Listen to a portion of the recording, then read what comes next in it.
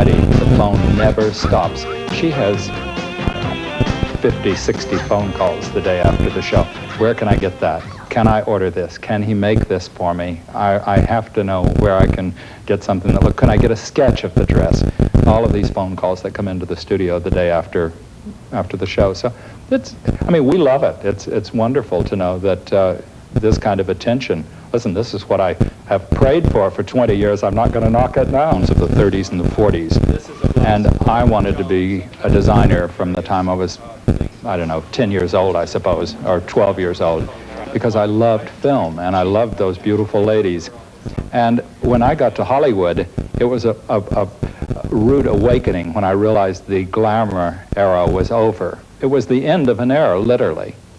And I have struggled through all of these years, and finally my prayers were answered with Dynasty, because there's no way that I can overdress them. I can do anything that I want. I had what I called the clothes that fed my soul or something, my craving for glamour, because when I got here and finally got into business, I gathered up all of the ladies of the silver screen: Joan Crawford, Susan Hayward, Lana Turner, Barbara Stanwyck she was my first customer, and I make everything she wears today. She's still my love.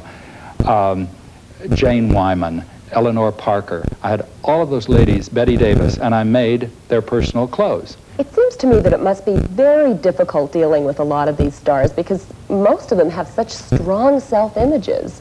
Of course, but I was very aware when these ladies told me something. I listened to them. I didn't say, no, this is the dress and you're going to wear this. I knew that they had been looking at themselves on the screen for, 30, 40 years.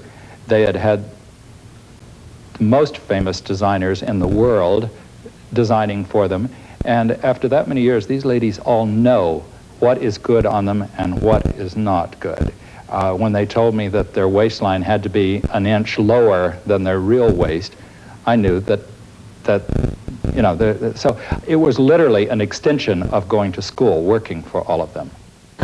Do you feel bitchy? Do I ever? Besides his creative talent, Nolan Miller's personal charm has obviously been a great factor in endearing him to the stars he dresses. Take Ava Gabor, for example. She happened to drop by Miller's showroom while we were there and was eager to sing him praises. There is nobody I want to work with but Nolan. I left a movie once because he couldn't do it. Why? What's so great about Nolan? He's the one and only. I just got in for a fitting and you got me without makeup, which is a disaster. And also my wrong side. But I came in for a fitting we're going to do Loveboat next week, and 5 changes, and today's Friday afternoon, and by Monday he'll have it. How does it work, Ava? Do you walk in and ask Nolan what you should look like, or does he just tell you? It's a joint venture, believe me. Really, we do. Oh, but I Really say, how about this? And she goes, but this, darling, and what about this? And let's do it off the shoulder. So we play back and forth. Really, I trust him 100%. He's a great talent. And all of our Well, I won't argue with you about that. I'm so jealous of him that Joan and Linda has him more than I do. I can't stand it. I'm so jealous. Now you don't have to be in Hollywood to be dressed by Nolan Miller. The people who produced Dynasty have decided to take advantage of his talents and the show's popularity and have begun to market a Dynasty line. It includes luxurious intimate apparel, elegant sportswear,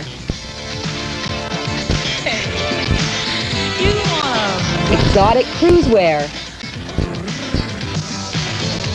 and of course, evening wear.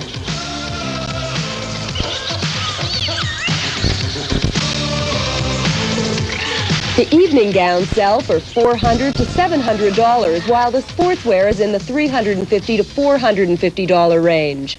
While the designs are great, they can't really compare to the actual Dynasty costumes. After all, the wardrobe budget alone for the show is $25,000 an episode, and Nolan Miller admits he often goes way over budget.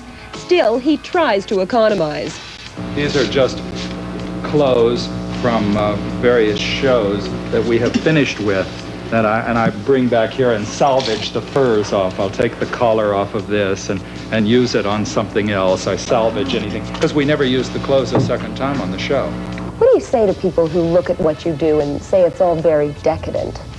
I think if it's the thing that motivates your life, then it may be a problem, but I certainly think that liking to get dressed up, looking pretty, feeling pretty, there's nothing decadent about that. And if they feel that's decadent, then I'm all for decadence. I love it. Another devotee